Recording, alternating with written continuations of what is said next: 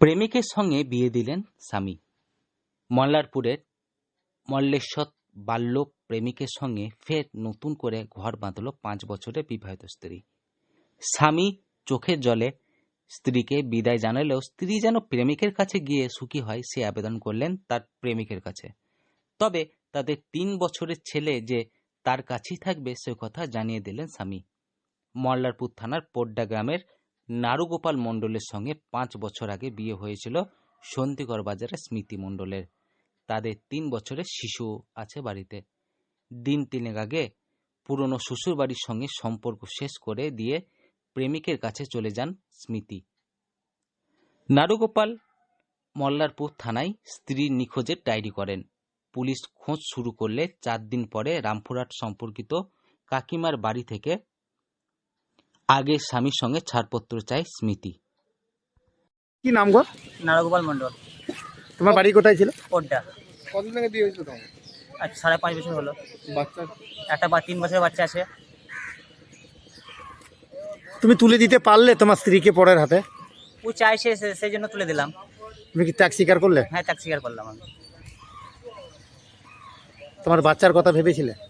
বাচ্চা আছে, আমি আছি। তারপরেই শুক্রবার মল্লারপুর থানায় প্রেমিক কৃষ্ণেন্দুর সঙ্গে বাকি জীবন কাটানোর কথা জানায় স্মৃতি। এলাকা সূত্রে জানা যায় সহপাঠী কৃষ্ণেন্দুর সঙ্গে 5ম শ্রেণী থেকে তাদের ভালোবাসা, কিন্তু পরিবারের চাপে তাদের 4 হাত এক হতে পারেনি। তাই বিয়ের পরেও দুজনের ফোনে যোগাযোগ ছিল।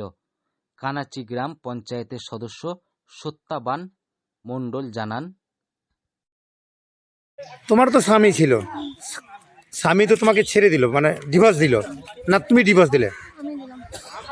তুমি একে বিয়ে করলে কেন তাহলে? ওর সঙ্গে আমার যোগাযোগ ছিল কতদিন থেকে যোগাযোগ ছিল? 3 বছর। কি নাম তোমার? স্মৃতি মণ্ডল, বাড়ি কোথায়? সন্ধিগড় বাজার। তোমার বাপের বাড়ি সন্ধিগড় বাজার? তোমার স্বামীর বাড়ি কোথায় ছিল? কোড্ডা। তো সেটা তুমি বলো। বাবার নাম কি? সুকুমার মণ্ডল। কি নাম তোর? কৃষ্ণ মন্ডল। বিয়ে করলি কেন আজকে? তোর কি কোনো ভালোবাসা ছিল? হ্যাঁ, একটু যোগাযোগ ছিল মোবাইল। একে বাড়ি থেকে, এ তো বিবাহিত স্ত্রী ছিল, কতদিন হলো তুই বাড়ি থেকে নিয়ে এসছিস? 3 দিন হলো বাড়ি থেকে চলে এসেছি। একসঙ্গে রাত্রিবাস করছিলিস? না, তাহলে তুই কি একে স্বেচ্ছায় বিয়ে করলি? হ্যাঁ। এর আগেও একবার বাড়ি ছেড়ে স্মৃতি চলে গিয়েছিলেন।